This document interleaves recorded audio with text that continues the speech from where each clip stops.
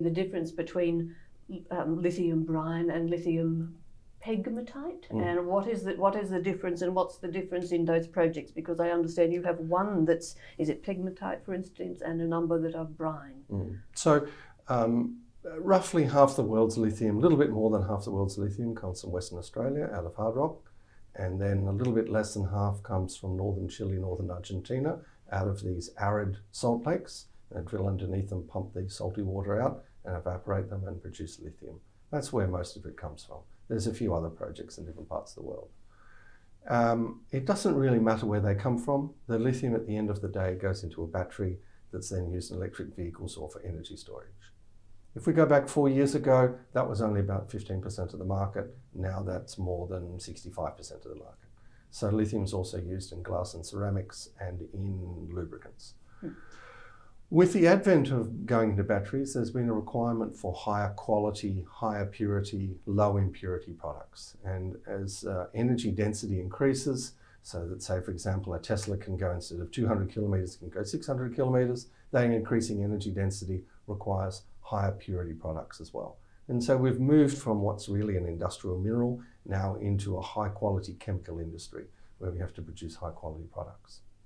The hard rock side is just like any other mine. You dig a hole, not really as big, and these pegmatites, which is just a name for a rock with big crystals, if those big crystals have this thing called spodumene, which carries lithium or some of the other minerals, then you crush that to a certain level, send it mainly to China, East China, where they convert it into either lithium carbonate or lithium hydroxide to be used in a battery. In the north of Chile and the north of Argentina, they have these huge salt lakes. Some of them maybe tens of kilometers long, up to 100 kilometers long, and say 15 to 30 kilometers wide. Nothing grows, there's no grass, there's no trees. It might rain once a year, but over the millennium, over the last 40,000 years, water has collected in these basins, and as they've become more and more arid, the salts have concentrated, and in those salts, it just so happens there's a little bit of lithium. So the idea is then pump up those salty water. We have salt lakes in Saudi Arabia and Australia. The difference is they don't have lithium. You pump this up, you separate out the lithium, that's what goes into the batteries. Okay, so does that mean that you need a greater area to get the same amount of lithium generally if it's in a lithium brine, but in a pegmatite it might be more concentrated, but it takes more effort to get it out, to get it into a pure form? Fundamentally, the break is like this. To set up a traditional evaporative lithium project, you need to spend quite a bit of capital. Maybe it's 300, maybe it's 500 million. You build these evaporation ponds out of dirt, line them with membrane. That salty water sits there for 9 months, 18 months, 2 years. The water evaporates away, the salts concentrate to an economic level, and then you process it into your end product. That's essentially what you're doing with brines. So if you're going to go down that path, there sort of needs to be a long-term commitment.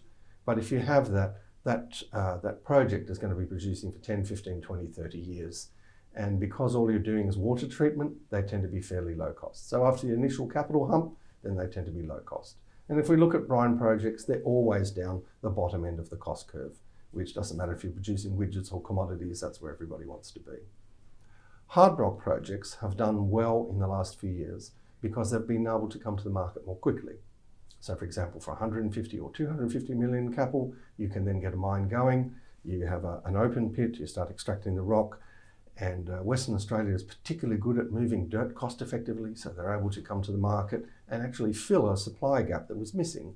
And then that, what we call a spodumene concentrate, is then shipped to China and converted into the product that's wanted for the batteries. So we could be digging coal or iron ore or gold or what have you. It's essentially an earth moving operation. Whereas with the brines, it's water treatment.